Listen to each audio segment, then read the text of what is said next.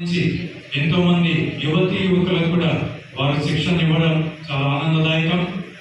మన భారతదేశంలో యువతీ యువకులకు ఇలాంటి క్రమశిక్షణాయుతమైన శిక్షణ ఇవ్వడం మోహన్ గారికి చెల్లు వారికి ఈ లహరి డాన్స్ అకాడమీ వారు తరఫున ఒక చిరు సత్కారం.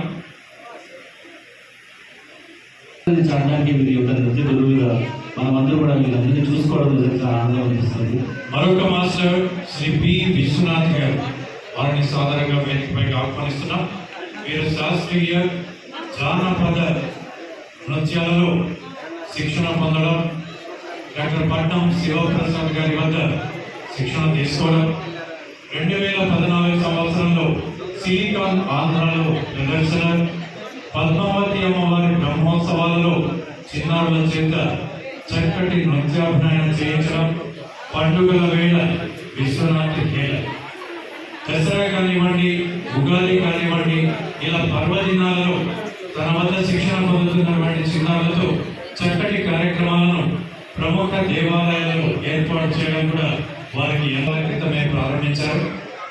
ఎంతో చక్కగా మన సంస్కృతి సాంప్రదాయాలంటే వాళ్ళకి మక్కువ, ఆ విధంగా పిల్లలకు శిక్షణ ఇస్తున్నారు.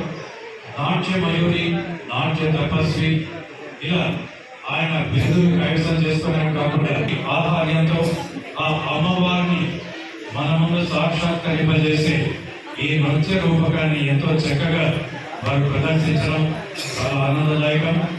ఈ సందర్భంగా ఈ శుభ సందర్భాన్ని పురస్కరించుకొని వారికి విచ్చేయడం శ్రీ లహరి డాన్స్ అకాడమీ వారి తరఫున